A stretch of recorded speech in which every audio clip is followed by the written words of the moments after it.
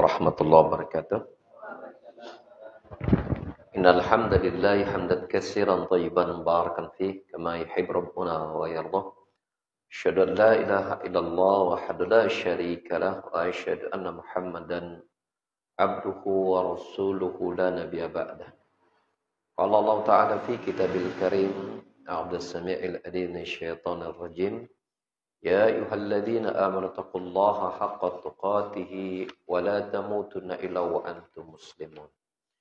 Ya ayyuhan nasu taqu rabbakum alladzi khalaqakum min nafsin wahidah wa khalaqa minha zawjaha wa basa minhuma rijalan katsiran wa nisaa'a wattaqullaha alladzi tasaaluna bihi wal arham innallaha kana 'alaikum raqiba. Ya ayyuhalladzina amanu taqullaha wa qulu qawlan sadida yuslih lakum a'malakum wa yaghfir lakum dhunubakum wa may yuti'illaha wa rasulahu faqad faza fawzan 'azima amma ba'd. Bapak-bapak dan ibu-ibu, ikhwan maupun akhwat, para jamaah yang semoga Allah rahmati kita semua. Pada kesempatan kajian kita di hari ini, kita masih membahas kitab Fiqh Al-Asma'i Al-Husna karya Syekh Profesor Dr. Abdul Razak bin Abdul Muhsin Al-Badr Al-Abbad, yang mana di antara tema dari kitab tersebut yang akan kita bahas pada hari ini yaitu Asaru Asma'illahi fil ibadah. Pengaruh nama-nama Allah dalam ibadah.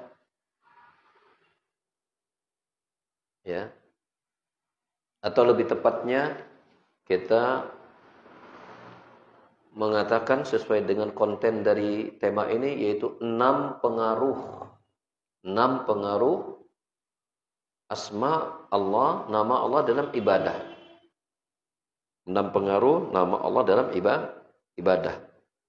Artinya gini, ketika kita tahu nama-nama Allah ini, apa pengaruhnya dalam ibadah kita? Apa pengaruhnya dalam ibadah kita? Walaupun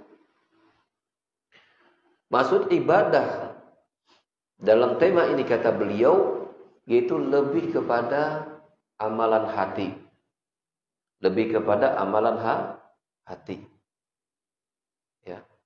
Yang mana bila hati ini terisi dengan pengaruh baik dari nama Allah, maka berbuah kepada baiknya perkataan dan perbuatan. Baiknya perkataan dan perbuatan.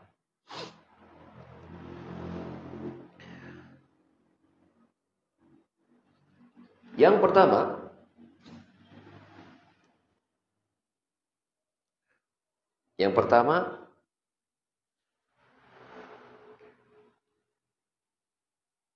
membuahkan tawakal kepada Allah Ta'ala. Membuahkan tawakal kepada Allah Ta'ala baik lahir maupun batin.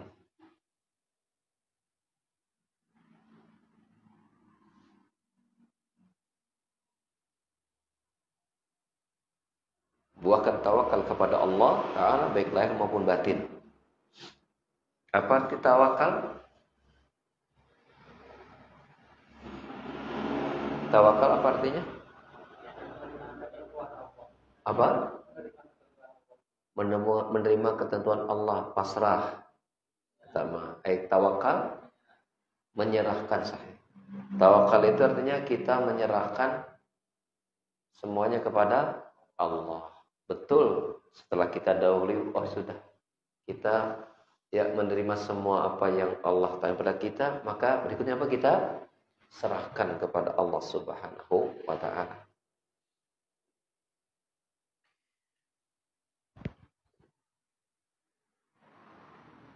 Bagaimana itu bisa terwujud? Tawakal kepada Allah berkaitan dengan nama-nama Allah. Yaitu apabila seorang hamba mengetahui hanya Allah satu-satunya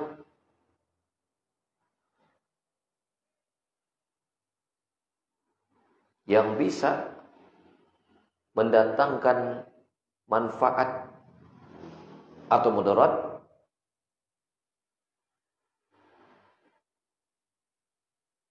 memberi dan menahan,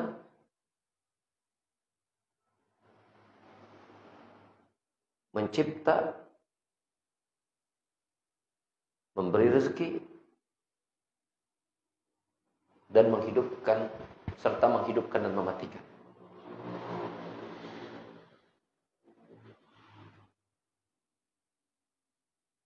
Memberi dan menahan, mencipta, memberikan rezeki, serta menghidupkan dan mematikan.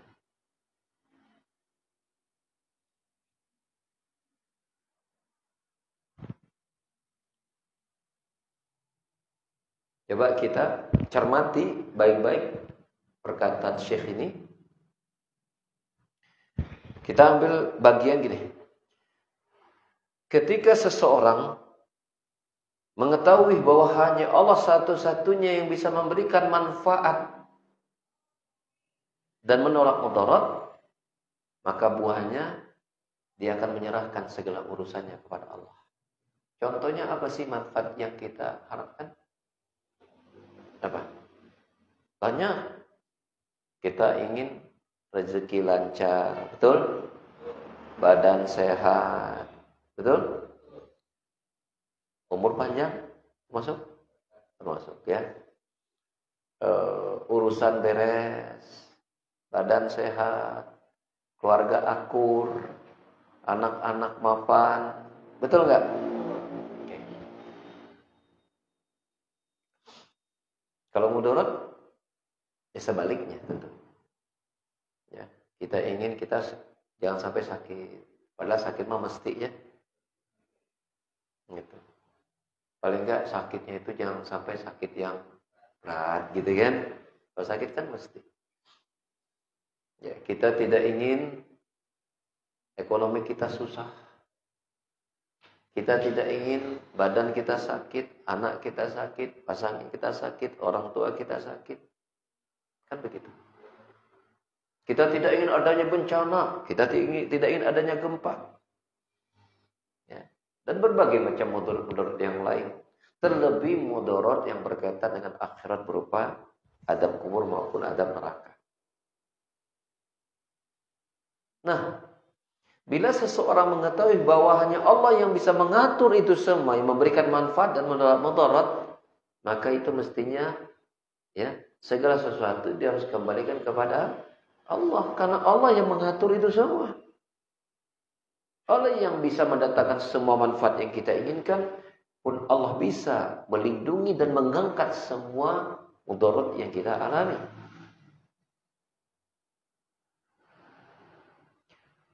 Di dalam bahasa akidah, ya, namanya isti'anah,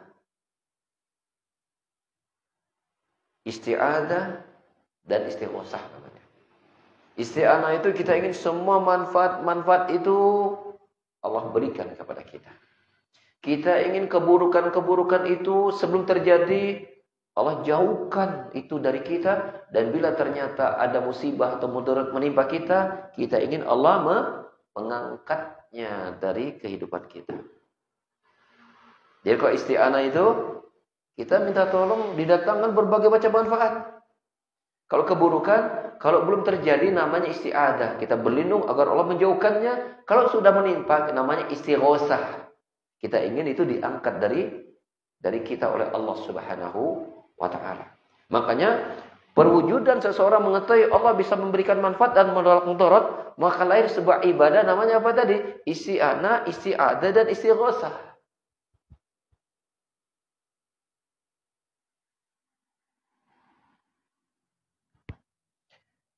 Kalau isti'anah, manfaatnya sudah kita dapatkan atau belum? Kita beristi'anah.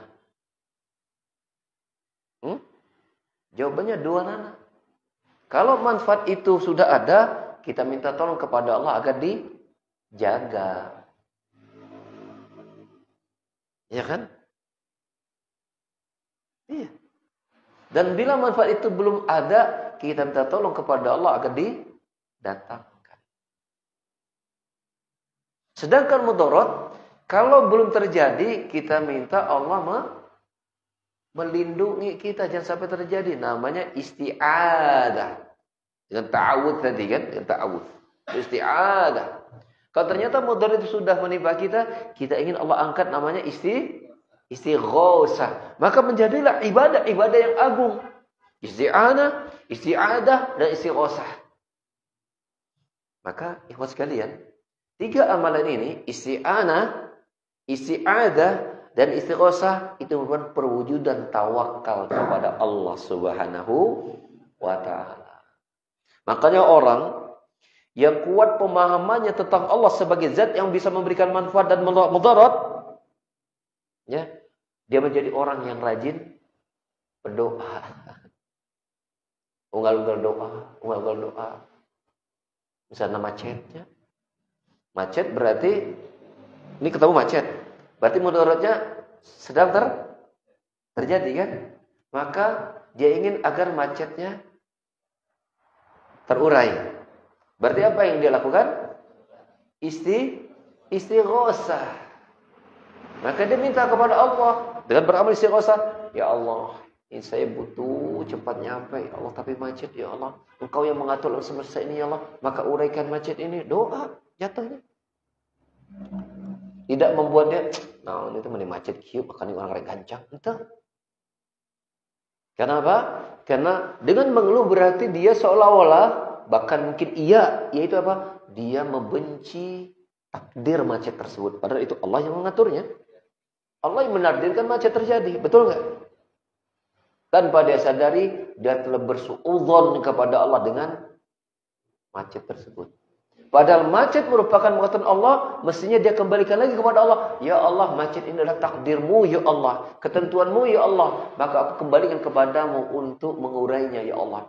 Bahkan berdabab macet pun, orang yang bertawakal kepada Allah, bertauhid kepada Allah, itu mengisi pikiran, lisan, dan anggota badannya dengan apa? Dengan zikir, dengan doa, dengan tasbih, tahmid, tahlil, dan seterusnya. Oleh karena itu Allah Subhanahu wa taala berfirman menegaskan hal ini dalam surat Al-Furqan ayat 58. Dalilnya Quran surat Al-Furqan ayat 58. Allah taala berfirman, "Wa tawakkal 'alal hayyil ladzi la yamut wasabbih bihamdihi wa kafaa bihi bi dhunubi 'ibadihi khabira."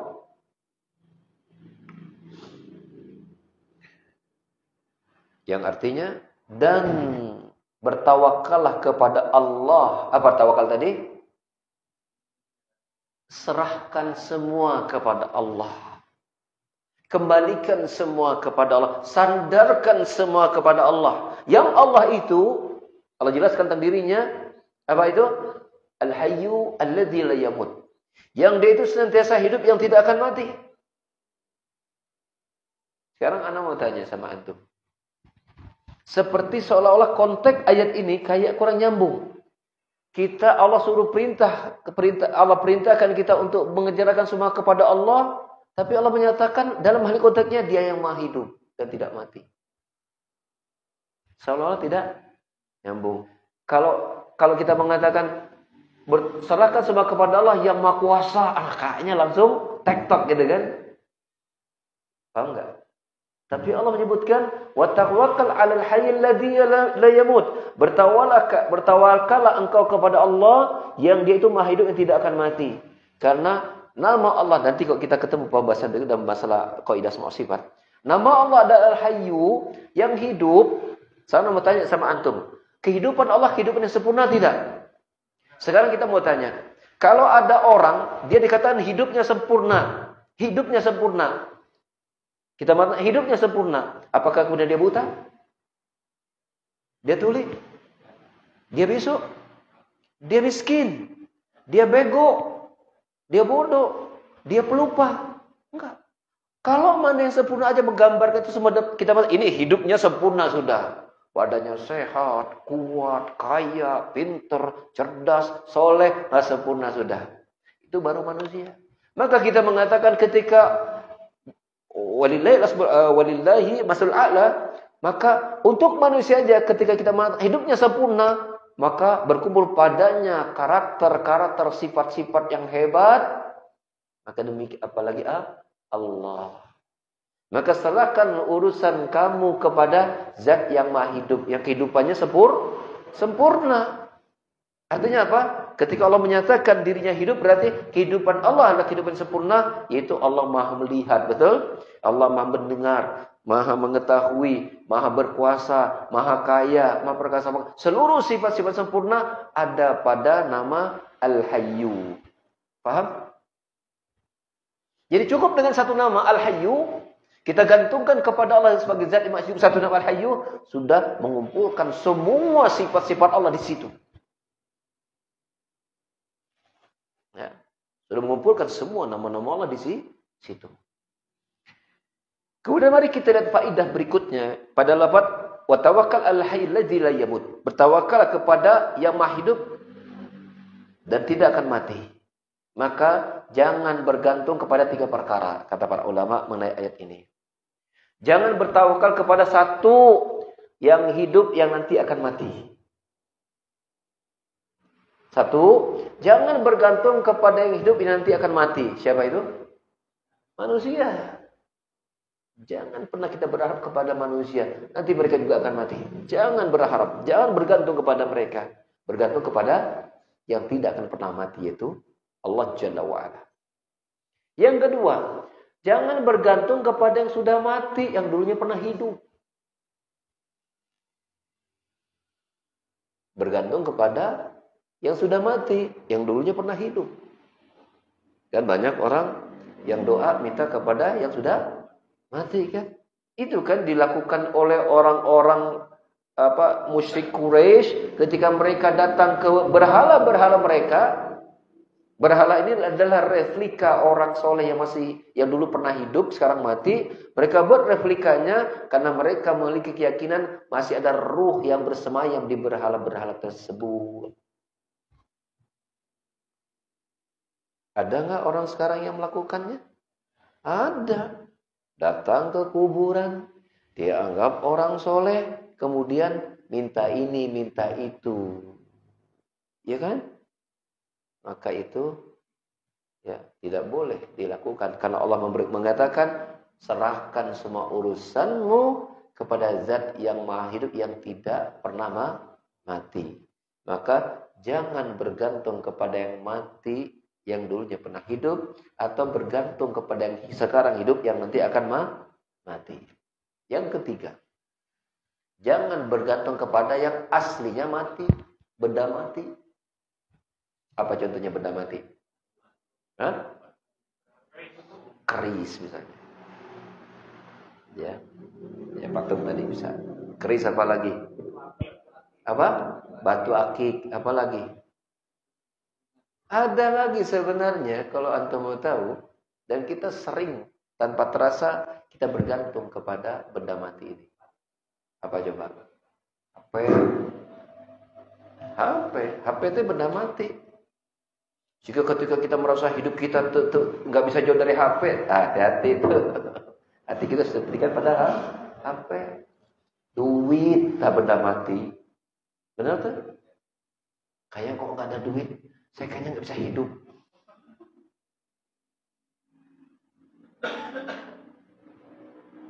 Padahal berapa banyak orang-orang yang sangat kaya dia nggak pernah pegang duit.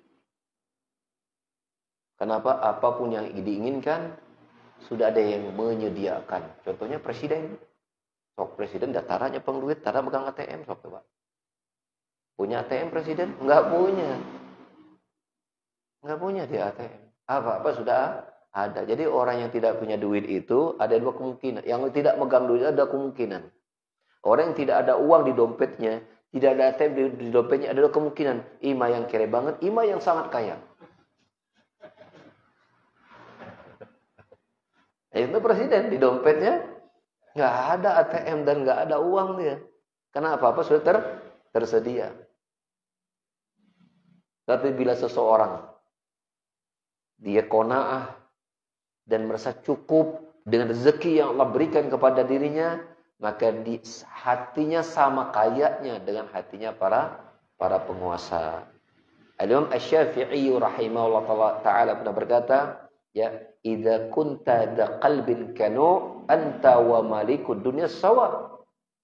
Jika engkau memiliki hati yang qanaah. Kanu itu sangat qanaah. Kalau qanaah saja mah ya qani'. Kalau kanu sangat qanaah.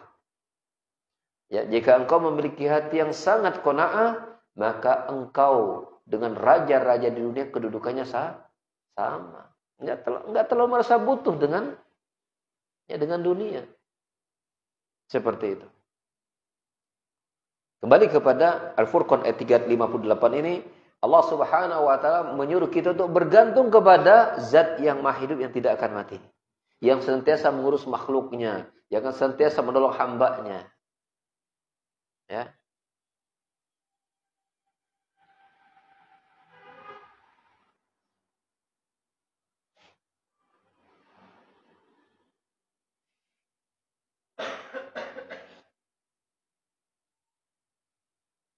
Wasabbih bihamdi, dan bertasbihlah dengan memujinya. Bertasbihlah dengan memujinya. Makanya kita dapati Rasulullah sallallahu alaihi wasallam sering mendampingkan tasbih itu dengan tahmid, subhanallah walhamdulillah, gitu kan sering. Ya, sering. Jadi artinya ya, kita bertasbih artinya kita memuji, kita bertasbih artinya kita tidak bersuudzon kepada Allah. Bertasbih itu tidak bersuudzon kepada Allah. Ya, karena ketika kita bersuudzon kepada Allah berarti ada satu bagian cacat yang kita letakkan kepada Allah. Coba, kalau nama bersuudzon itu berarti menyifati yang disuudzoni dengan yang baik atau yang buruk? Yang buruk kan? Kalau suudzon, pasti kita menyifati yang disuudzon dengan yang buruk. Maka ketika seseorang bersuudzon kepada Allah, berarti ada satu sifat keburukan yang ditempelkan kepada Allah. Maka Allah memerintahkan wasabbih, sucikan Allah dari berbagai macam aib dan kekurangan. Allah sempurna. Allah menyuruh kita menyerahkan semua urusan kepada Dia yang maha hidup dan tidak akan mati, yang sempurna. Ya, kekuasaan, kemuliaan, kekayaan dan semuanya, ya, yang tidak ada satu cacat pun yang ada pada dirinya. Jadi artinya Allah ingin menegaskan bahwa ketika engkau bertawakal kepada Allah, maka jangan ragu bahwa Allah di mana kalian bersandar kepadanya itu bisa melakukan segalanya. Jangan ragu. Jangan ragu. Rezeki sudah tangan Allah, maka jangan ragu tentang rezeki kita. Selama kita berusaha, Allah pasti berikan rezeki kita. Cuma kita harus sadari bahwa rezeki Allah itu sudah ditentukan masing-masing ada ukurannya.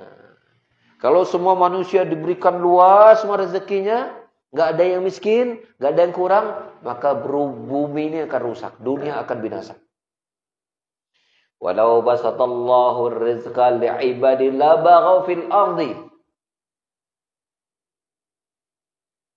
Kalau seandainya Allah luaskan rezeki ya kepada seluruh hambanya di muka bumi ini, apa yang terjadi pada manusia? Maka mereka akan melampaui batas. Bila semua orang itu Allah berikan kaya, Allah berikan mampu, maka manusia akan banyak berbuat maksiat dan lupa kepada Allah Subhanahu wa taala. Allah jadikan ada kurang karena di sana apa? Ada perimbangan di sana. Ketika ada orang yang kaya mereka lupa Allah, ada orang yang tidak mampu yang selalu berzikir dan berdoa kepada Allah. Betul atau tidak? Kapan ketika kita berdoa kepada dengan kencang? Jawabannya ketika kita susah, betul enggak? Serius mintanya. Betul enggak? Kalau lagi happy-happy, senang-senang, mintanya kadang kayaknya sekedar rutinitas. Sekedar doa sama kudu gitu. Tapi mintanya tuh enggak bari mengemis, nggak bari termehek-mehek gitu kan, nggak bari memelas gitu kepada Allah, merintih, karena merasa ya cukup begitu.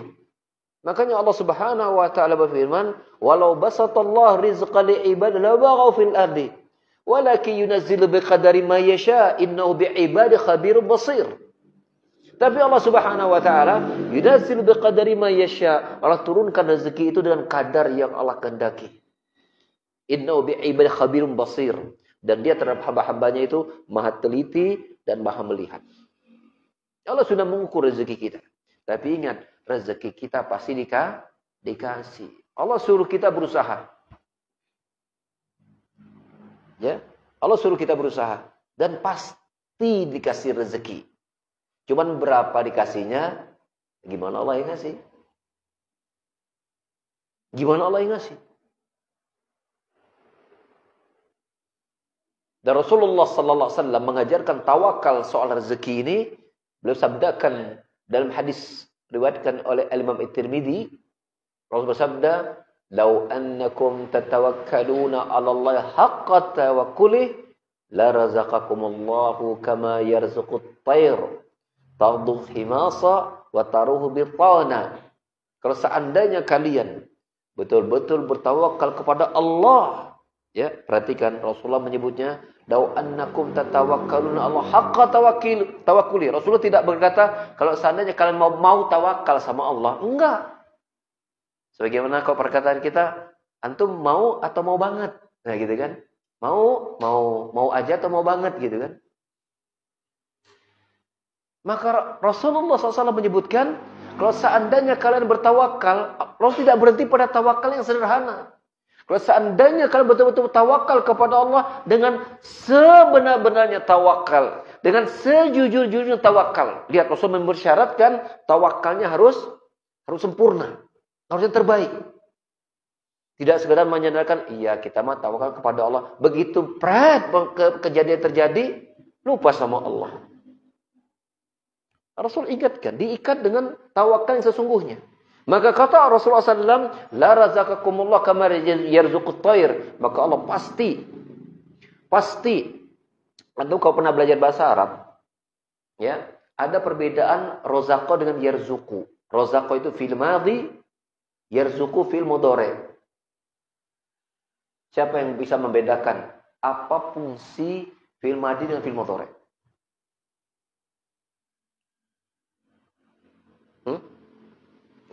Oke, kita bengong. Berarti kalau fil madhi itu past tense.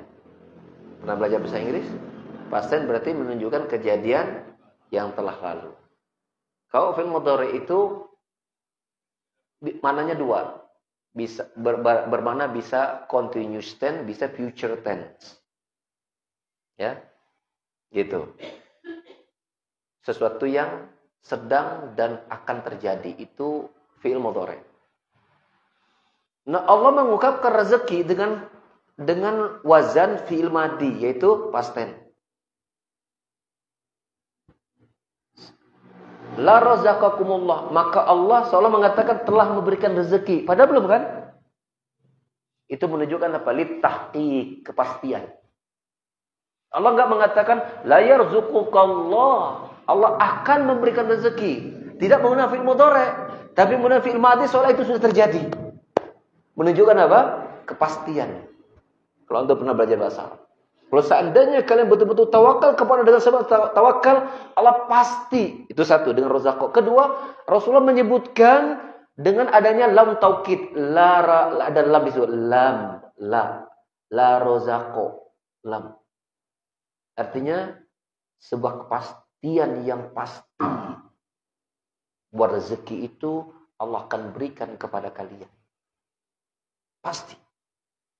Kemudian Rasulullah berikan percontohan itu dengan apa? Seekor burung. Kama yarzuqut tayr. Taghdu himasa wa taruhu bitana. Seperti ya Allah memberikan rezeki kepada seekor burung yang dia keluar dari sangkarnya dalam keadaan perut kosong, pulang ke sangkarnya dalam keadaan perutnya sudah terisi. Padahal itu burung tidak memiliki kepintaran sebagaimana manusia. Padahal tuh burung tidak tahu di mana tempat dia akan mendapatkan makanannya. Tapi burung keluar dari rumah saja. Allah jamin rezekinya. Masa kita sebagai manusia yang kehebatannya lebih jauh daripada seekor burung? Burung cari makanannya di atas, di bawah agak susah. Kita di atas, di bawah bisa. Bahkan makanan burung pun bisa kita ambil. Benar nggak? Tapi masih ragu dengan rezeki Allah. Ajib. Masih nggak yakin bahwa Allah pasti memberikan rezeki? Ajib. Makanya sebagian ahli ilmu memberikan nasihat begini.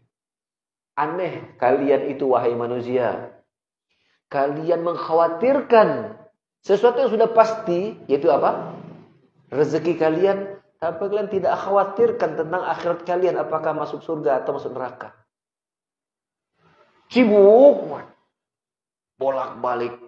Mulai boknya urusan duit, urusan rezeki. Tapi nggak berpikir tentang pada rezeki sudah dipastikan dan dikasih oleh Allah Subhanahu wa taala, itu aja dikhawatirkan. Padahal sudah pasti, tapi dia tidak khawatir kepada sesuatu yang nggak pasti apakah dia selamat dari neraka atau tidak. Bukan berarti teboga duit cicingnya, bukan. Karena Rasulullah SAW memberikan contoh, tawakal sesungguhnya dengan apa? Keluar dari rumah, keluar dari sangkar itu. Usaha. Ya boleh Anda tidak keluar dari rumah dengan syarat duitnya datang ke rumah, nggak masalah. Ya, sekarang kan ada kan orang lewat internet saja gitu kan, duit datang langsung transfer gitu kan. Ya, kalau Anda bisa seperti itu nggak jadi masalah. Ya, Anda tidak keluar dari rumah, tapi otak Anda keluar menjangkau dunia kan dengan ilmu sekarang. Berarti kan Anda juga mengeluarkan apa? Otak pikiran untuk ya keluarnya itu di pikiran. Ada kemampuan itu seperti itu. Ada usaha yang dikeluarkan. Jadi jangan sampai kita tuh mikirin apa soal rezeki. Yang jadi masalah begini, jadi masalah. Jadi masalah adalah gini.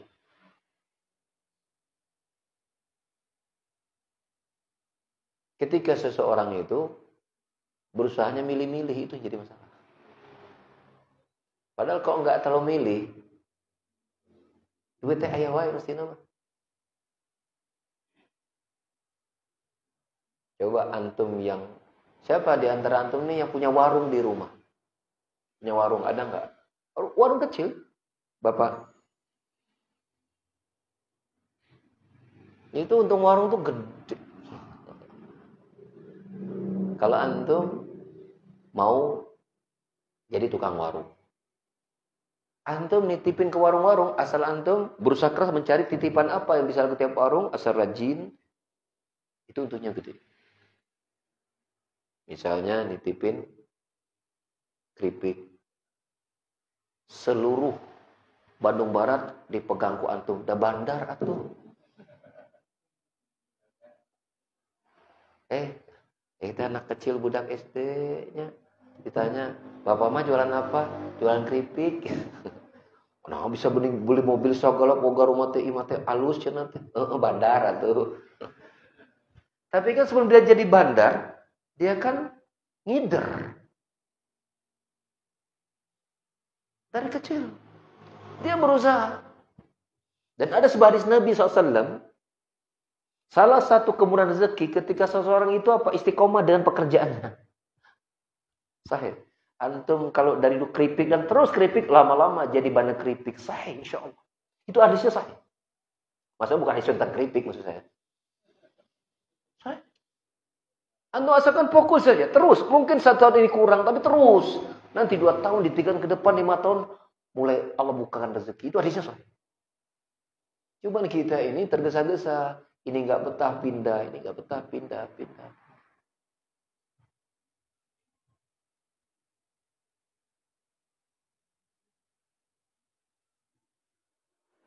Anda pernah berpikir nggak? Hari angah modern ustad kita bawa mobil di mana? Loba duit ustad siga nama. Padahal nu loba duit teh batur. Cuman anjeunna teh bager ka anak gitu itu unggul. Ngajar di pesantren. Ya, ngajar di masjid-masjid. Sejak dari muda anak belajar dan mengajar, berdakwah dan terus nggak pernah berubah. Alhamdulillah. Apakah anda mengira anak nggak pernah susah dan besar uang? Bertahun-tahun. Anak banyak harus sekolah segala macam, harus jualan ini jualan itu untuk membiayai anak pesantren. Tapi kita tidak meninggalkan dakwah. Padahal anak hadis tentang yang rezeki dijamin itu belum tahu waktu itu. Tahunya malah sekarang. Tapi ya kita sudah memilih jalan Allah. Masa sih orang kafir aja Allah atur rezekinya. Cacing di dalam tanah aja yang lemah itu Allah atur rezekinya. Kita masih ragu untuk mengurus agama Allah dengan rezeki kita. Wallahi ya. Apapun yang antum Islam antum fokus. Kalau antum sekarang misalnya senangnya sekarang jadi ngumpulin kardus-kardus bekas, fokus weh. Ada kardus bekas, ambil asalkan yang halal ya, jangan kardus baru datang dua batuk tadi ambil. Nanti lama-lama antum akan punya mesin mengepres kardus yang 100 kilo bisa berbentuk kayak dompet. Kalau bukakan itu, ya, teknologinya dapat langsung. Sahih. Anda lihat sendiri orang-orang itu yang ngumpulin barang-barang bekas, kumpulin dikit dia sabar terus. Wah, akhirnya dia memiliki tempat gudang yang sangat besar dengan sistem yang bagus. Punya mesin fresh yang canggih-canggih dan rapi. Anda tahu susahnya. Ada teman-teman yang punya 2 pabrik herbal. Anda tahu susahnya dulu mereka. Jualan madu cair ya. Dibungkus, ngambil dari Sumatera, dibungkus. Pengajian dia jual ke orang. Apa modalnya? Fokus dan tidak gengsian. Kita nih seolah nawarin barang kayak harga diri kita turun. Itu masalahnya. Padahal Anda perhatikan, Allah titipkan agama yang terakhir ini pada satu kaum yang memiliki 2 profesi utama, pedagang dan petani. Mekah pedagang, Madinah petani. Itu menunjukkan kepada kita, agama ini berkembang bagi orang yang punya sifat pekerja keras. Sahih. Apa Pak Ustaz? Anak kurang fokus cari kerja Pak Ustaz. Karena kok cari kerja itu nanti kubur dunia Pak Ustaz. Nanti ngaji terhalang Pak Ustaz. Ilmu kurang dapat, nggak ngerti-ngerti juga. Kerjaan juga lontang-lantung tepararu.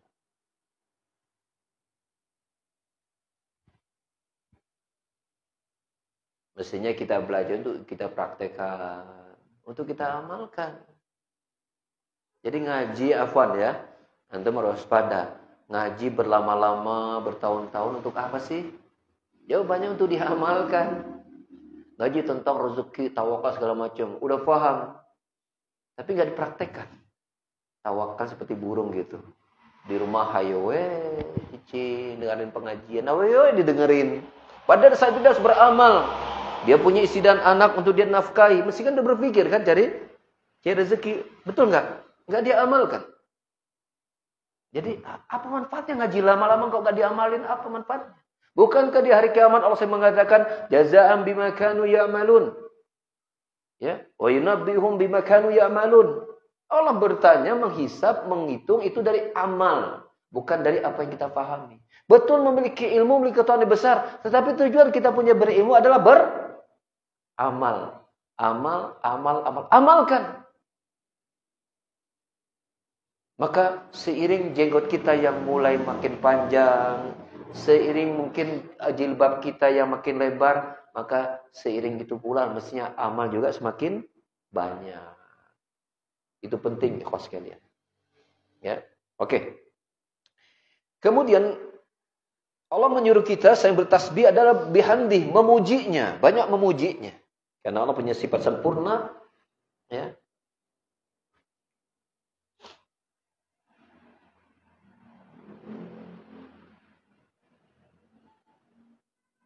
Mana tasbih tadi adalah kita mensucikan Allah dari berbagai macam kekurangan, sedangkan wa bihamdi kita memuji Allah dengan segala kesempurnaannya.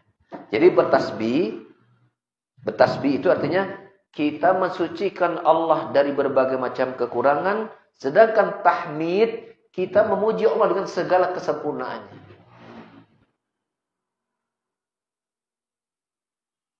Jadi kalau kita bicara tentang manajemen, salah satunya adalah teori SWOT namanya. Strengthen, weakness, opportunity, dan threaten. Strengthen itu kekuatan, power, ya. Weakness itu sisi kelemahan, O itu opportunity, kesempatan, T itu ancaman-ancaman. Maka ilmu manajemen yang terbaik adalah bagaimana kita bisa mengokohkan keunggulan kita dan mewaspadai setiap kekurangan-kekurangan yang akan terjadi. Itu namanya manajemen. Jadi kalau kita buat sistem, nanti kalau bakal terjadi gini, ini bagaimana? Nah, kita punya antisipasi. Itu namanya manajemennya bagus. Keunggulannya utuh, kelemahannya terminimalisir. Maka itu sistem yang bagus. Ada, apalagi Allah Subhanahu wa Ta'ala, kita sucikan dia dari berbagai macam kekurangan, zero mistake. Enggak ada satu pun kekurangan dari Allah Subhanahu wa Ta'ala. Allah enggak punya kekurangan. Kemudian bihamdi kita bertasmid, kita memuji Allah dengan sempurnanya sifat Allah Subhanahu wa Ta'ala. Bukankah itu berarti Allah sebagai zat yang super? Sebagai sosok yang sangat kokoh. Bila dia tidak memiliki satu kekurangan, sebaliknya ketika kelebihannya begitu tinggi dan sempurna, bukankah dia zat yang sangat kokoh? Sistem saja, sebuah lembaga, ketika dia memiliki keunggulan yang sangat banyak dan kekurangannya dan sangat sedikit, maka itu lembaga yang kokoh. Apalagi Allah Subhanahu wa Ta'ala. Itu mana bertasbih dan bertahmid. Ya, kita sucikan Allah dari berbagai macam aib dan kekurangan, kemudian kita puji Allah dengan sempurnanya pujian, karena Allah memiliki sifat yang sempurna. Kemudian Allah tutup ayat ini dengan apa? Wa kafa bihi bidunubi ibadi khabira. Dan cukuplah Allah, dia yang maha mengetahui semua dosa-dosa hambanya.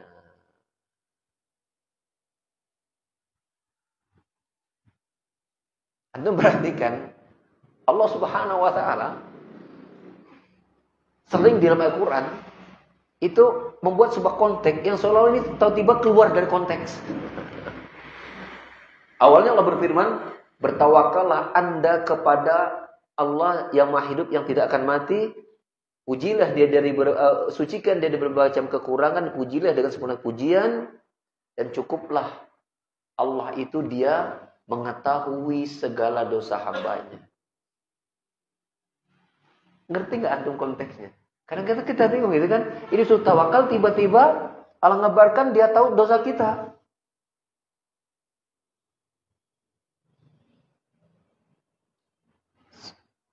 Bingung kan menyambungkannya kan? Betul kan? Maka kita mengatakan tidak ada yang mengganggu tawakal kita kepada Allah kecuali dosa. Tidak ada yang menghambat rezeki kita kecuali dosa. Dosa itu menghilangkan keberkahan rezeki dan kelancarannya, dosa. Makanya Allah ingatkan, Allah sangat tahu dan teliti tentang dosa hamba-hambanya. Allah sangat tahu. Bila kita ingin tawakal kita semakin sempurna, apa yang kita harapkan, kita kembali kepada Allah Subhanahu wa Ta'ala, Allah kemudian wujudkan, maka jangan maksiat kepada Allah. Allah Maha Suci dari kekurangan, maka Allah menyuruh kita ya menghentikan ya atau meminimalisir kekurangan-kekurangan kita, dan tidak ada yang membuat kita itu kurang kecuali dosa kita. Dosa. Jadi kalau berdasarkan ayat ini, kenapa tawakal kita tergaul kepada Allah sempurna? Karena dosa. Mengapa rezeki kita susah? Juga karena dosa. Jadi kalau ini menjadi ayat untuk kita muhasabah nih. Kenapa sih kok rezeki saya kok kayaknya kurang ya? Mungkin tawakalnya yang kurang. Oh, dosanya masih banyak perlu ditobati.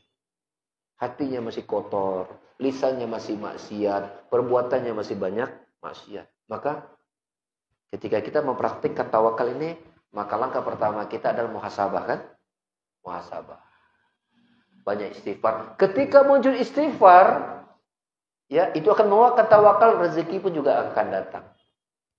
Karena salah satu, jadi istighfar itu kan akibat dari muhasabah kan? Istighfar. Nah ketika dimulai istighfar ini, rezeki mulai terbuka. Antum buka surat Nuh ayat 10 sampai ayat 12 kalau nggak salah. Buka surat Nuh. Ya. Itu Nabi Nuh berkata kepada kaumnya, "Faqultu astaghfiru rabbakum innahu kana ghaffara, yursilis samaa'a 'alaikum midrara, wa yumdidkum bi amwal wa banin wa ja'al lakum min jannatin anhara, ma lakum la tarjuna lillahi waqara." Aku berkata, Nabi Nuh berkata di depan kepada kaumnya, "Istaghfiru rabbakum." Minta ampunlah kalian kepada Rabb kalian. Sesungguhnya dia kana ghafara. Sesungguhnya dia maha pengampun. Kalau kalian minta ampun, Allah kasih ampun. Allah berikan ampunan. Bila kalian beristighfar itu, apa kata Nabi Nuh berikutnya? Yursilis sama alaikum midrara. Bila kalian istighfar, mau kembali kepada Allah, yursilis sama alaikum midrara, Allah akan turunkan hujan dari langit yang ngegelontor. Wa yumdidkum bi amwal wa banin, Allah akan banyakkan, luaskan anak dan duit kalian, harta kalian. Allah jadikan kebun-kebun kalian itu apa? Subur, air-airnya mengalir dengan deras.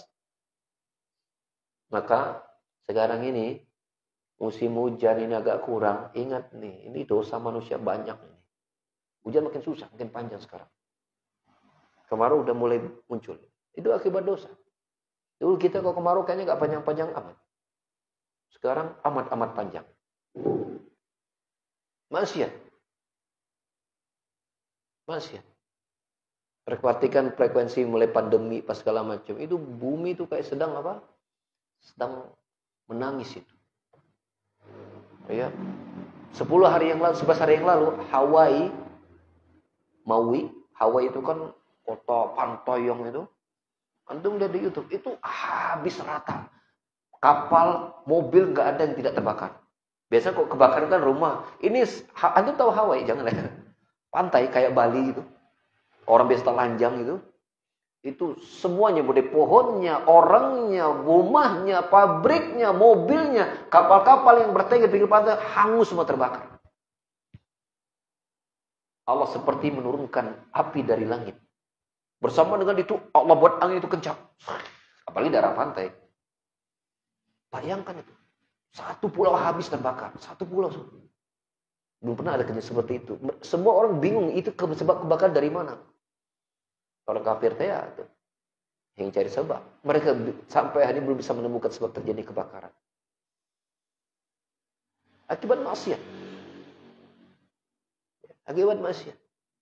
Ya, terjadi di mana-mana gempa, apa segala macam yang kejadian-kejadian yang aneh-aneh berupa bencana itu sekarang sudah banyak bermunculan. Ya, ini akibat dari dosa maksiat dan dosa mudah berkembang sekarang melalui media internet merata sekarang. Maka wahai kaum muslimin, maka wahai kita sebagai kaum muslimin, jangan sampai kita ini tidak mewaspadai maksiat kita melalui HP kita, handphone kita, hati-hati.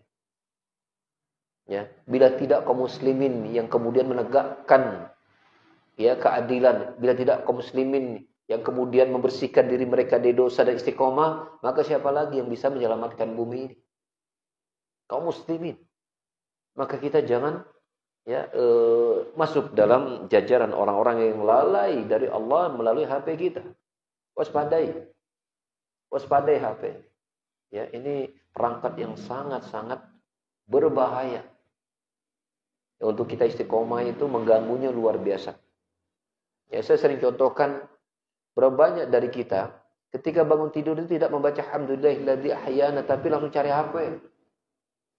Iya, bangun tidur ngorejan langsung pegang HP, buka WA, grup ini, Instagram, Facebook, Telegram.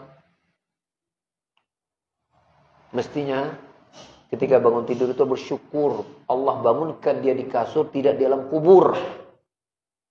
Mestinya bersyukur. Alhamdulillah masih atas kasur. Karena di sana ada manusia-manusia begitu bangun langsung di alam kubur. Kita alhamdulillah masih bangun di atas kasur.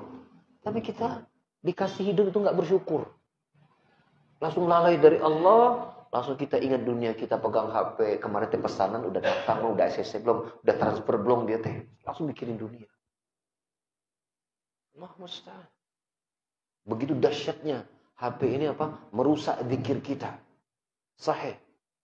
Jadi sekarang itu kalau nggak bawa HP teh kayak yang mungkin sama riuhnya dengan orang ketinggalan dompetnya. Tidak megang HP dalam 1 jam kayaknya gimana gitu. So di rumah golepak pegang HP. Tidak ada setiap menit kecuali pegang HP. Allah musta'an. Tidakkah antum bisa membiarkan nih HP tinggalkan 1 jam dari habis subuh sampai jam 6 baca Quran? Entong dibuka HP, ayah, WA, non. Kalau dia penting pasti dia nelpon. Betul kan? Kenapa kita harus takluk dengan seolah kayak hidup itu kayaknya. Berarti kita soal tawakal kita kepada HP kan? Hidup nggak bisa jauh dari HP. Allah musta'an. Hati-hati ikhwah. Hati-hati dengan HP itu. Ya. Saya kadang ada sebagian orang itu kecewa sama saya. Kenapa? Itu buka WA atau dibaca, buka telepon atau diangkat. Karena kok jam segini, anak nggak buka HP. Apa? Dan rangka kita untuk meninggalkan kegantungan kita pada HP. Anak nggak buka. Ya. Anak mau fokus ibadah, anak mau fokus melakukan ini, anak mau fokus ini. Kenapa? Anak fokus mungkin mau ngurus keluarga, anak fokus main sama cucu, anak fokus ini udah, anak nggak mau pegang HP. Kadang kita bari main gendong anak pegang HP, main sama cucu pegang HP. Allah musta'an. Main sama anak aja. Kenapa sih? Tuh, tinggalin HP di kamar. Bergembiralah kita dengan anak kita. Masuk ke dunia mereka. Allah musta'an. Pasti juga nyepeng HP itu gendong. Betul gak, Bu? Gendong ibu nyepeng HP. Anak udah mulai bisa berjalan. Pegang HP, bari main. Allah musta'an. Mengerikan HP ini. Ya mengerikan, maka waspada ya, karena maksiat yang membuat rezeki kita jadi terhambat. Maksiatlah, lalai dari Allah lah yang membuat apa? Tawakal kita kepada Allah mengecil. Makanya kita dapat masalah ya mudah mengeluh. Ya, tidak kembali kepada Allah. Kenapa? Karena kita biarkan hati kita ya lalai dari Allah Subhanahu wa taala. Kemudian tentang ayat tawakal, Allah juga berfirman, "Wa tawakkal 'alal 'azizir rahim." Asy-Syu'ara ayat 217. Bertawakallah kepada Zat yang Al-Aziz, yang Maha Perkasa, Ar-Rahim, yang Maha Penyayang. Jadi Allah Subhanahu wa taala ketika menyuruh kita menyadarkan semua urusan kita kepadanya, Allah datangkan sifat-sifatnya untuk agar kita jangan ragu sama Allah. Allah itu aziz, maha perkasa. Tidak ada satu pun yang bisa menghalangi kekuasaan dan keperkasaan Allah Subhanahu wa taala. Bila Allah menginginkan dapat rezeki, tidak satu bisa menghambatnya. Sebaliknya bila Allah Subhanahu wa taala ingin mengurangi, maka tidak ada satu yang bisa menambah. Ar-Rahim, dan Allah Maha Penyayang. Artinya apa? Penyayang. Ya, ketika Allah menetapkan kekuasaannya itu, maka penuh dengan kasih sayang. Allah ketika menakdirkan penuh dengan kasih sayang. Ya. Masa sih Pak Ustadz, kita sebagai orang beriman kan sudah taat. Kenapa kita diberikan musibah dan penyakit? Kalau memang Allah Maha Penyayang. Ya kan? Kita kan mulai, wah kita kayak kok sakit kumaha. Allah Maha Penyayang. Kita udah berusaha untuk taat gitu kan. Sholat, zikir, segala macam gitu kan. Kita meninggalkan perbuatan yang haram. Tapi kalau memang Allah Penyayang, mengapa Allah pun juga memberikan musibah dan penyakit kepada kita? Apakah Allah, kalau begitu bagaimana kita memahami Allah itu Maha Penyayang? Disitulah kita perlu mengenal Allah ya, melalui penjelasan Allah sendiri, yaitu Al-Quran dan hadisnya. Jangan kita simpulkan sendiri tentang Allah, maka nanti salah. Allah Subhanahu wa taala memberikan pahala, yang pahala ini akan sangat bermanfaat dan akan memberi kebahagiaan abadi di akhirat berupa surga, melalui 3 cara. Yang pertama, perintahnya yang dikerjakan. Yang kedua, larangan ditinggalkan. Ketiga, musibah yang disabari. 3.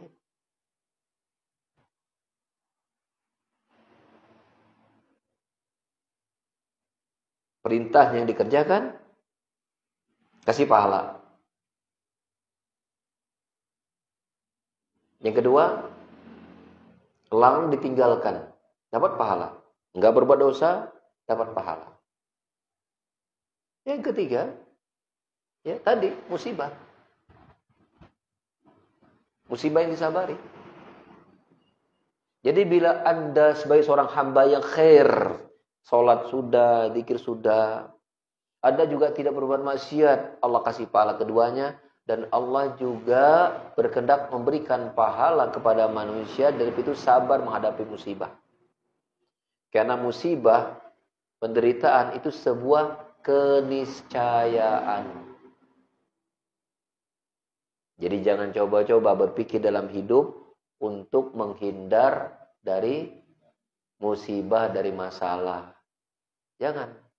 Karena itu pasti akan terjadi. Yang ada siapkan mental supaya dapat pahala dengan mengukuhkan kesabaran.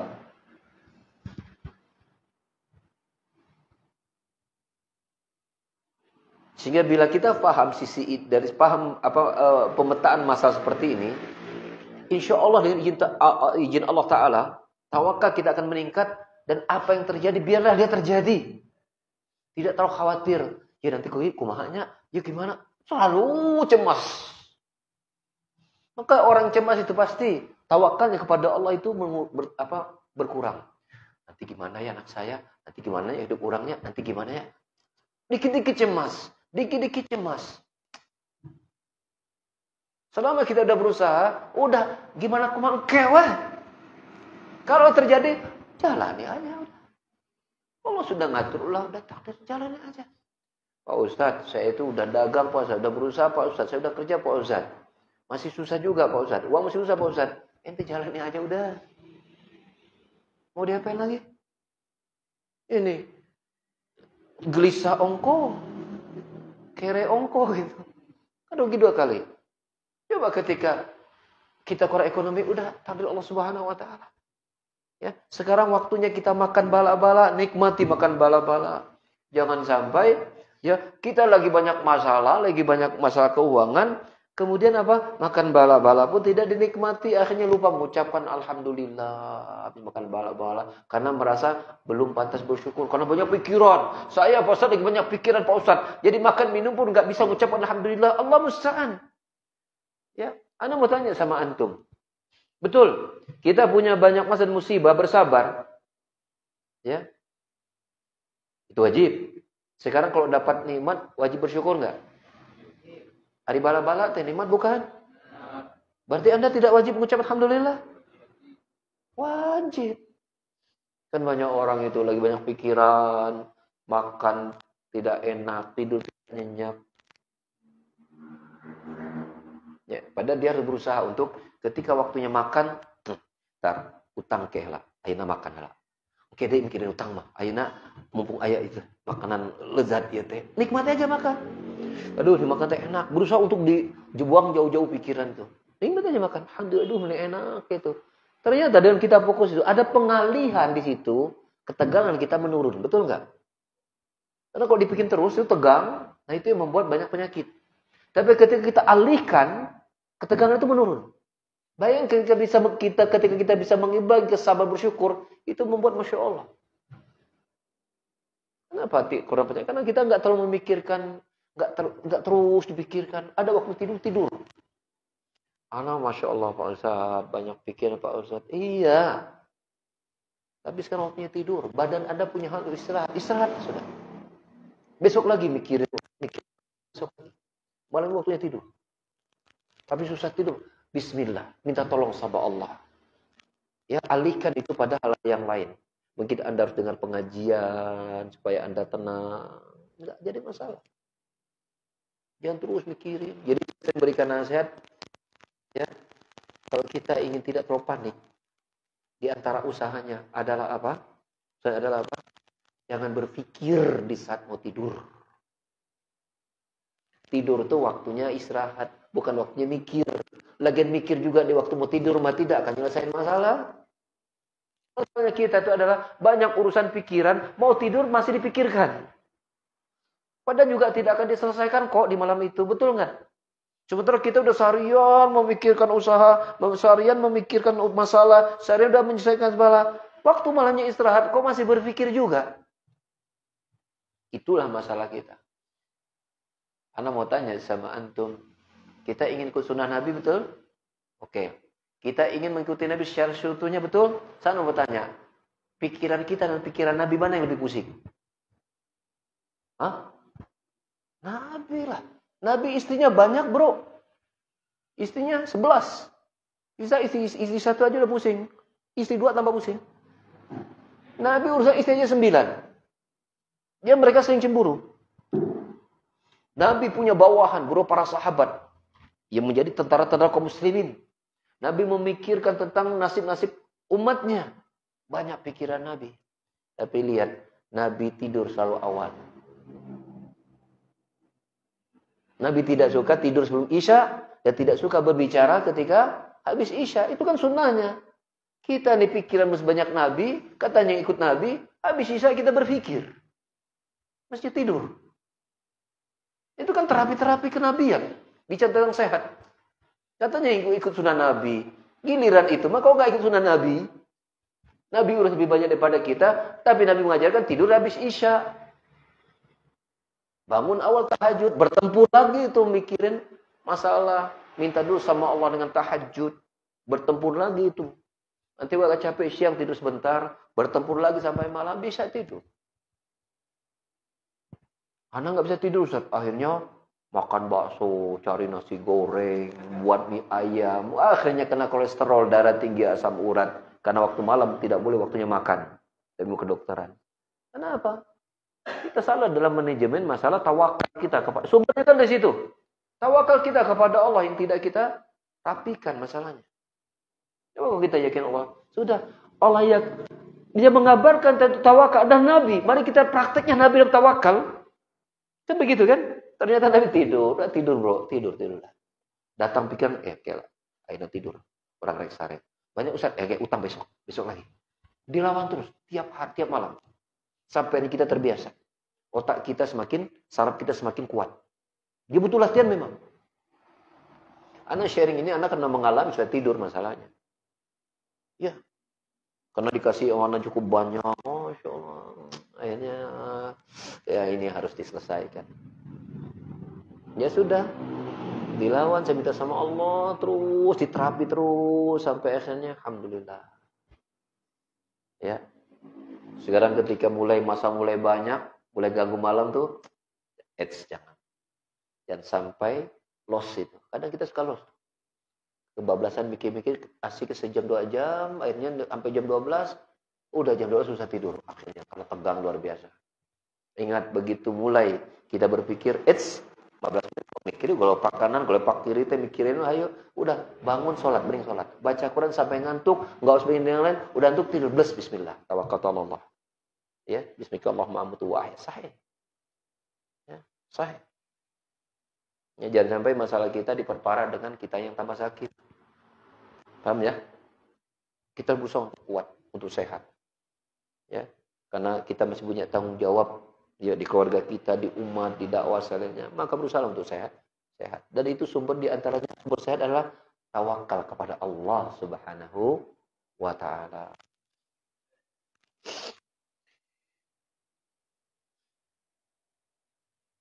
Ayat yang ketiga, ini kita masih membahas pengaruh nama Allah dalam ibadah ya, yaitu bahwa nama Allah itu mempengaruhi kita dalam tawakal. Ini kita masih bab tawakal masih. Ayat yang ketiga yaitu Allah sebutkan di dalam surat tadi, ayat yang kedua surat Asy-Syu'ara ayat 217, ayat yang kedua tadi Asy-Syu'ara ayat 217. Ayat yang ketiga yaitu surat Al-Muzammil ayat 9. Al-Muzammil ayat 9. Allah Ta'ala berfirman, Rabbul Al-Syaitan Rabbul Masyriq wal Maghribi la ilaha illa huwa fattakhidhu wakila. Dialah Allah, Rabb Dia mengatur timur dan barat. Timur dan barat. Tiada ilah yang berhak disembah melainkan Dia. Maka jadikanlah Dia sebagai pelindung.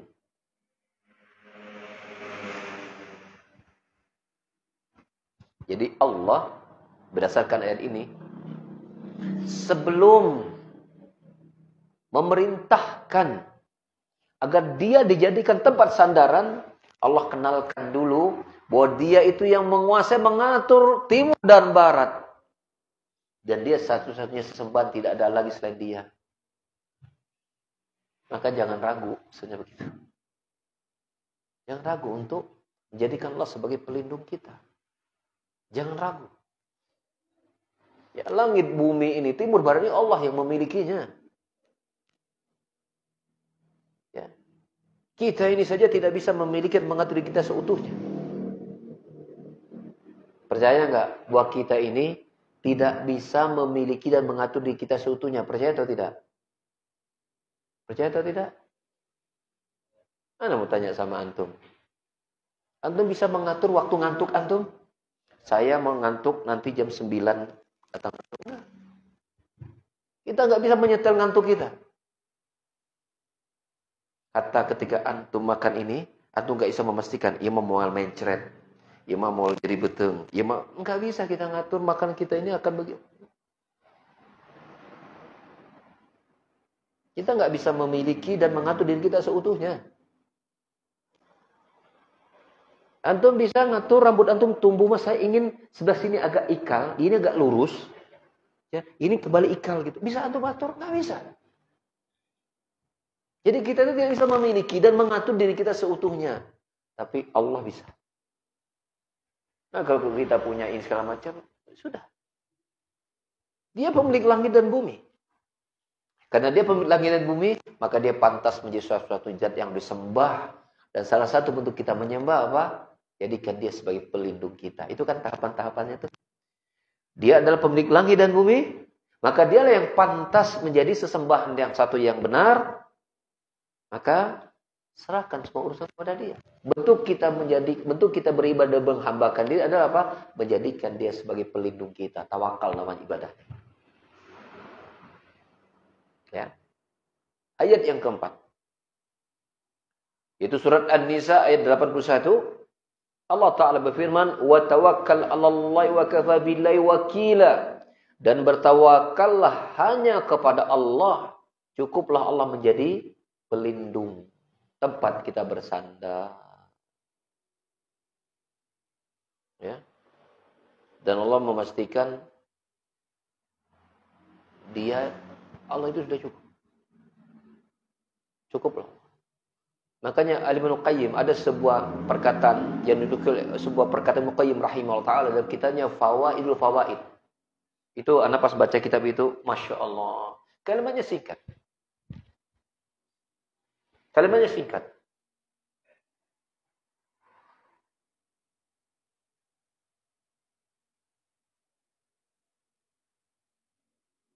Kata beliau, kalimat begini. Fa innahu Allah kaifa la nuhibbu. Karena Dia adalah Allah, bagaimana kita tidak mencintainya? Itu dalam banget. Karena Dia adalah Allah, bagaimana kita tidak mencintainya? Karena Dia adalah Allah, bagaimana kok kita tidak merasa cukup dengannya? Bukankah Allah telah berfirman dalam kalimat yang lain, ya, alaihissallahu kafin abdah. Tidakkah Allah itu cukup bagi hambanya? Allah mengungkapkan kalimat pertanyaan. Bukankah Allah itu cukup bagi hambanya? Apa jawaban kita? Apa jawaban kita? Kalau kita dengan iman kita mengatakan, cukup ya Allah. Engkau cukup bagiku ya Allah.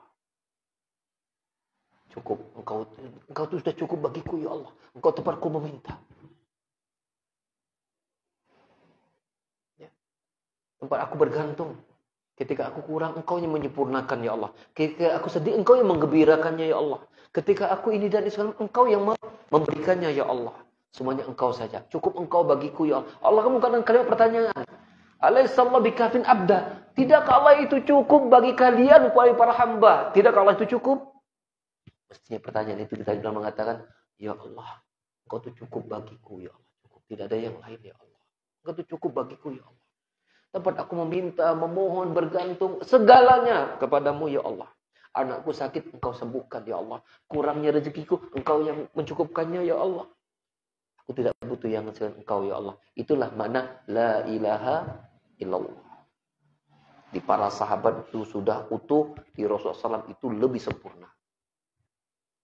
Karena kalimat itu, kalimat yang menggetarkan hati orang-orang yang membenci Islam. Kalimat ketika itu disebut membuat hati seorang mukmin itu menjadi kokoh. Kalimat Allah. Allah mengatakan hanya dengan kalimat alaihissallahu kafin bi abda, kafin abda, bikafi abda. Tidakkah Allah itu cukup buat para hambanya? Seolah kau itu kembali kepada kita, ya. Hei Abu Umar, Allah itu belum cukup bagimu ya Abu Umar. Kau adalah hamba di antara hamba Allah. Tidakkah cukup? Maka tinggal Abu Umar menjawab, Engkau cukup ya Allah. Engkau cukup bagiku ya Allah. Maka semua kembali kepada Allah. Kita sedih, senang kembali kepada Allah. Kita susah, kita happy, ingat selalu Allah Subhanahu wa ta'ala. Allah cukup segalanya. Allah lebih kita mengalahkan segalanya. Allah kita bawa kemanapun kita berada. Ketika kita tidur, ketika kita berjalan, ketika kita bergerak, Allah kita ingat dan selalu kita cintai di mana kita berada. Baik ketika kita di tengah-tengah manusia atau sendirian. Manusia ada yang kita cintai, tapi Allah lebih kita cintai. Jangan bergantung kepada istri kita. Jangan bergantung kepada suami kita. Jangan bergantung kepada anak kita. Jangan bergantung kepada tetangga kita, Pak RT, bos kita, jangan. Mereka adalah manusia seperti kita. Bergantungnya kenalnya kita kepada membawa kita untuk apa? Berbuat baik kepada mereka bukan karena kita butuh. Kenapa kita menghormati dia? Bukan karena kita butuh, tapi karena kita ingin mendapatkan pahala agar selamat dari adab Allah. Nah, kita besarkan anak kita sekolahkan anak kita. Bukan nanti, kalau nanti saya sudah tua ada yang merawat. Enggak. Biarkan Allah yang merawat masa tua kita. Kembali kepada Allah. Kembali kepada Allah. Hatta anak kita semua mati, Allah akan tanggung hidup kita. Bisa kita tua. Jangan khawatir. Rezeki Allah yang ngatur. Berharap boleh setelah kepada Allah bahwa kita ingin nanti anak-anak kita merawat kita dengan baik. Supaya apa? Supaya dia pun mendapatkan bakti kepada orang tua. Saya bergantung kepada anak, jangan. Saya sekolahkan anak saya tinggi-tinggi, dia kerjanya mapan. Nanti kalau dia uangnya enak, saya juga yang senang. Jangan gantungkan rezeki kita kepada anak kita sekalipun. Jangan. Jangan. Bergantunglah pada Allah Subhanahu wa ta'ala. Karena kita tahu Allah memberikan rezeki, Allah mematikan menghidupkan kita. Allah memberikan mudarat. Maka Allah saya bacakan 4 ayat ini supaya kita itu jangan ragu untuk bersandar kepada Allah. Allah memperkenalkan diri dan sifat-sifatnya. Allah yang mengatakan jangan ragu kepada Allah. Jangan ragu kepada Allah. Ya. Nah, ini buah pengaruh kita mengenal dan sifat Allah dalam ibadah. Yang pertama yang sudah kita bahas hari ini adalah apa? Tawakal kepada Allah Subhanahu wa ta'ala. Bahkan ini ibadah yang teragung dari semua ibadah-ibadah yang ada. Menyempurnakan tawakal kepada Allah Subhanahu wa ta'ala. Ya. Dan tentu orang yang semakin minim pengetahuannya tentang Allah, karena jarang mendengarkan Allah berbicara tentang dirinya dalam ayat, jarang mengetahui apa yang Rasulullah cerita tentang Allah, maka tawakalnya pun itu tidak sempurna. Ya. Maka kenalilah Allah, maka dengan itu ya kebaikan-kebaikan akan semakin Allah sempurnakan karena sempurnanya pemahaman kita tentang dirinya yang maha baik. Allah a'lam bishawab. Ya. Kalau ada pertanyaan dipersilahkan.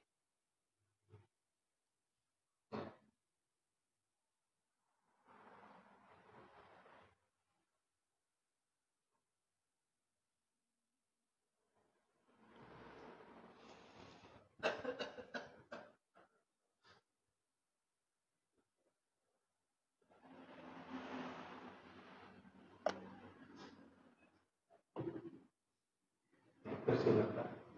Betul Pak, silakan. Assalamualaikum warahmatullahi wabarakatuh. Waalaikumsalam warahmatullahi wabarakatuh. Ya. Pertanyaan ini saya pun menanyakan tentang sholat. Sholat dalam satu rakaat gimana? Sholat dalam Satu rakaat. dalam satu rakaat terus Soalnya kan banyak yang masuk ketinggalan. Ada yang bilang bahwa kita imam baca Fatihah itu kelewat misalkan itu masuk ketinggalan. Ada yang juga yang mengatakan bahwa imam pada saat rukuk dengan sempurna Baik. mana yang Baik. terima kasih.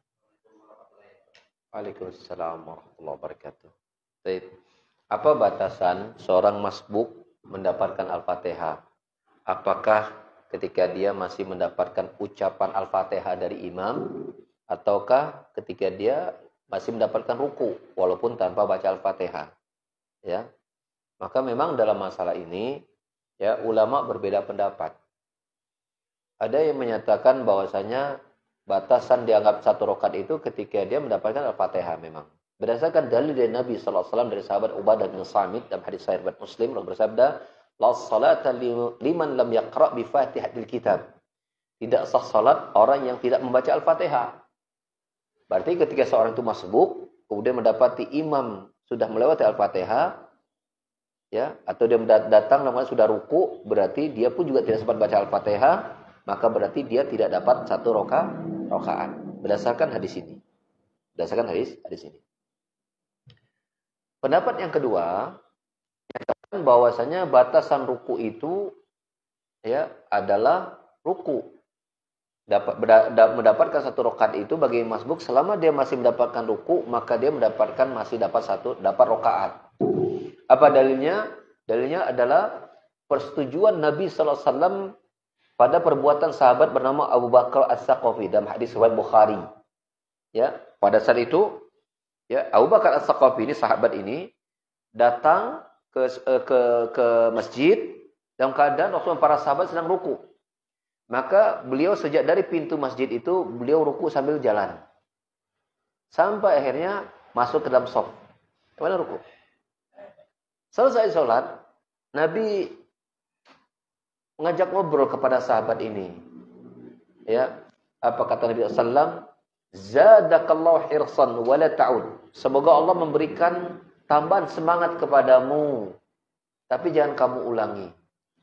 Apakah Rasul menyuruh nambah satu rakaat? Tidak. Tidak. Maka ini pendapat yang rajih. Ya, yang dikuatkan oleh Muqayyim dalam kitab Zadul Ma'ad. Bahwasanya batasan mendapatkan ruku adalah ketika batasan mendapatkan rakaat yaitu ketika ruku dengan hadis riwayat Bukhari.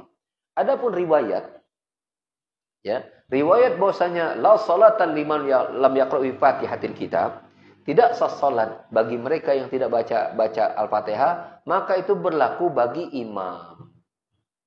Kudu baca Al-Fatihah. Ya, berlaku ketika kita salat sendirian. Wajib baca Al-Fatihah karena itu rukun. Adapun bagi makmum selama dia masih mendapatkan berdirinya imam dan sampai kepada ruku, maka bacaan imamnya sudah Al-Fatihahnya sudah terwakili oleh imam untuk makmum. Berdasarkan hadis Nabi yang lain, Nabi bersabda, "Man kana lahu imam, fa qira'atul imam lahu qira'atun." Barang siapa yang memiliki imam, maka bacaan imam itu sudah menjadi bacaan otomatis buat dirinya. Ya. Ini pun juga menjadi dalil oleh para ulama menurut pendapat yang kedua, yaitu batasan rakaat itu adalah apa? Adalah ruku. Bahwasanya ketika imam membaca Al-Fatihah cukup didengarkan. Tidak lagi imam makmum membaca Al-Fatihah lagi. Karena Allah Ta'ala berfirman, "Fa idza quri'al Qur'an ya fastami'u lahu wa ansitu la'alakum turhamun." Apabila dibacakan Al-Quran termasuk Al-Fatihah, karena itu adalah Al-Quran, maka dengarkanlah dan diamlah agar kalian mendapatkan rahmat. Berarti ketika imam menjaharkan Al-Fatihah, betul? Maka itu sudah otomatis menjadi wakil dari makmum. Itu kok jahar. Lalu bagaimana ketika dia tidak dijaharkan pas rakaat ketiga? Dia datang, Ya, dalam keadaan dia nggak sempat baca Al-Fatihah si makmumnya. Kecuali kalau dikeraskan sudah terwakili kan. Tapi ketika dia datang dalam keadaan imam sedang ruku pada rakaat yang ketiga, dia nggak sempat baca Al-Fatihah, maka kita bawa kepada perbuatan sahabat Abu Bakar As-Saqafi ini. Dalam keadaan sudah ruku, dia ikut ruku. Seperti itu. Allah alam bisawab. Jadi saya lebih menguatkan pendapat batasan rakaat itu adalah apa? Ruku. Sebagaimana kata rakaat dari ruku. Rakaat, ruku. Itu kan akan katakan sama. Rakaat, ruku. Begitu. Allah alam bisawab.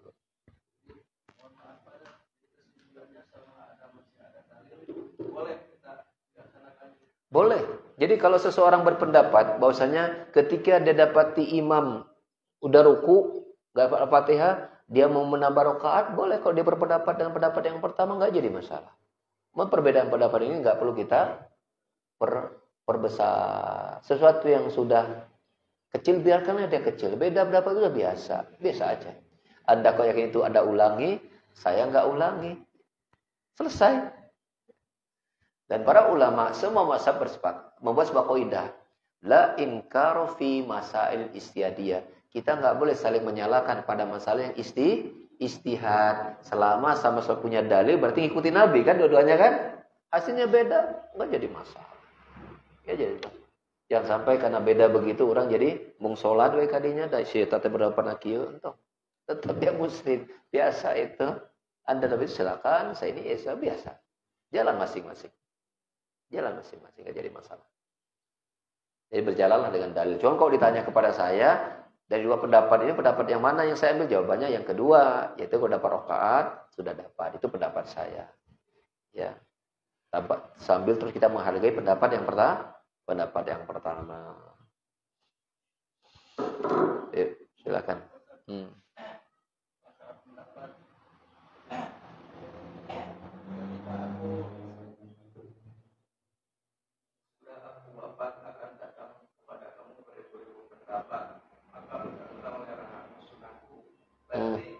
Yang tadi itu termasuk sunnah Rasul juga ya, pendapat itu karena yang baca Fatihah masih satu rakaat yang satu rakaat itu termasuk juga sangat besar. Iya, mungkin pemilihan lafadznya bukan maksudnya sunnah itu adalah mengambil dalil dari Nabi SAW. Ya selama ada dalilnya, berarti dia mengikuti Nabi kan? Gitu. Tapi kita mengatakan bahwa gini, kalau kita bicara tentang sunnah itu kan ada ucapan Nabi, ada perbuatan Nabi, ada persetujuan Nabi. Mereka yang mengambil dalil yang pertama bahwa tidak sah Al-Fatihah mengambil dari sunnah qauliyah, ucapan Nabi. Mereka yang mengambil perbuatan itu sahabat Abu Bakar As-Saqafi mengambil dari sunnah takriyah, persetujuan Nabi SAW. Maka kita mengatakan apakah masing-masing mengikuti sunnah? Jawabannya iya, mengikuti sunnah. Ya, mengikuti sunnah dari sisi pendalilan. Tapi persisnya apa yang Nabi lakukan, ya gini. Memang disitulah ikhtilaf terjadi. Jadi yang penting bagi kita gini, penggunaan berarti masing-masing mengikuti sunnah. Kita bisa mengatakan iya, tapi kalau kita bisa menggunakan lafaz yang lain itu lebih bagus. Masing-masing mengikuti dalil. Nah itu yang paling aman. Masing-masing mengikuti dalil. Berarti masing-masing mengikuti dalil, berarti masing-masing mengikuti Nabi Sallallahu Alaihi Wasallam. Ya, jadi insya Allah nggak perlu kemudian kita mengatakan ini berarti bukan umat Nabi. Ini berarti nggak menjalankan sunnah, nggak bisa. Ya, nggak boleh kita sampai berhukum dengan hukum yang seperti masing-masing ikuti Nabi Sallallahu Alaihi Wasallam. Mungkin kalau kita mengatakan ya mungkin dua-duanya masing-masing mengikuti sunnah. Yang satu sunnah qauliyah, yang satu sunnah fi'liyah gitu kan, seperti itu. Allah a'lam bishawab. Baik, enggak. Waalaikumsalam warahmatullahi wabarakatuh. Ya.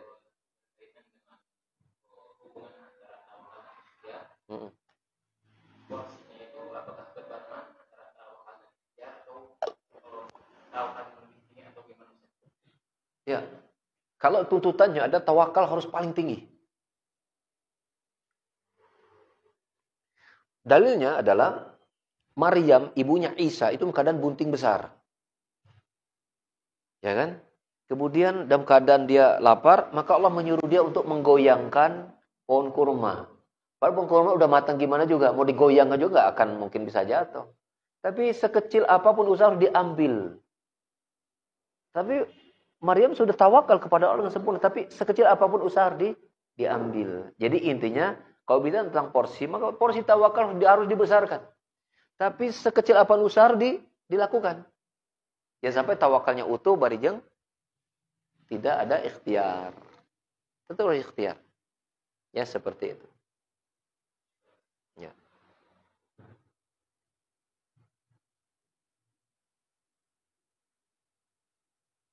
Dan ketika kita berusaha pun, tidak kemudian tawakalnya jadi hilang. Berusaha itu bagian dari tawakal. Kita sedang berusaha pun tawakalnya tetap dijaga. Ya, ketika misalnya kita keluar dari rumah untuk pergi ke tempat kerja kita, tempat kerja ini usaha. Maka ketika kita keluar dari rumah pun kita diajak tawakal kepada Allah kan dengan doa Bismillah tawakkaltu 'ala Allah la haula wala quwwata illa billah. Tetap serahkan urusan usaha kita juga kepada Allah. Jadi pada dasarnya tawakal itu harus dominan. Bahkan kalau perlu seluruh hidup kita itu adalah tawakal. Hampir semua amalan-amalan dikir-dikir atau ibadah-ibadah lakukan itu larinya untuk menguatkan ketergantungan kita kepada Allah pada hakikat.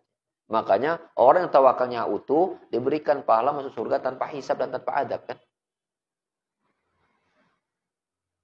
Ya kata Nabi SAW bahwa ada 70.000 dari umatku yang nanti akan masuk surga tanpa hisab dan tanpa adab.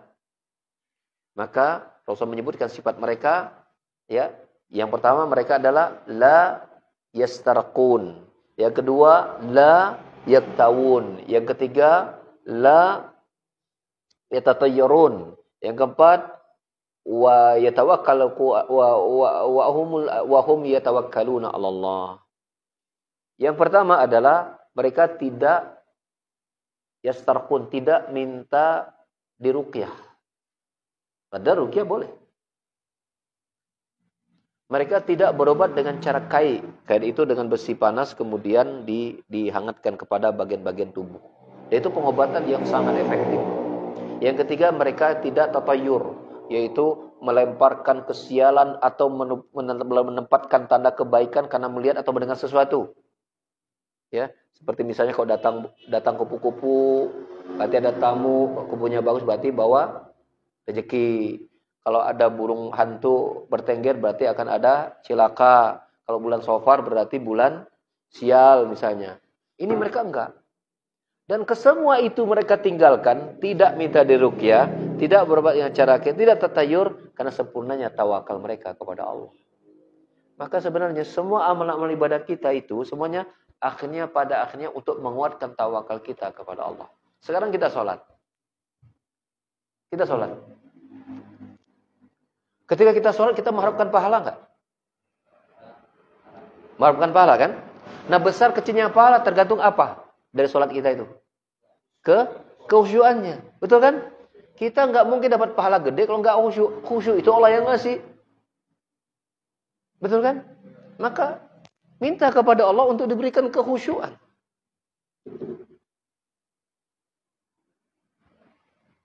Jadi semuanya kembali menguatkan tawakal kembali kepada Allah Subhanahu wa taala. Jadi upayakan bahkan seluruh hidup kita adalah tawakal kepada Allah Subhanahu wa taala. Ya. Demikian barangkali kajian kita di hari ini, semoga Allah Subhanahu wa taala ya senantiasa memberikan kita berkahnya, memberikan kita perlindungannya, memberikan kita kebaikan dunia dan akhirat kita, dan melindungi kita dari berbagai macam keburukan baik dunia dan akhirat kita, dan semoga Allah datangkan kita husnul khatimah, mengumpulkan kita dan semua orang kita cinta di surganya. Amin Allahumma amin. Subhanakallahumma bihamdika asyhadu an la ilaha illa anta astaghfiruka wa atubu ilaik. Wassalamualaikum warahmatullahi wabarakatuh.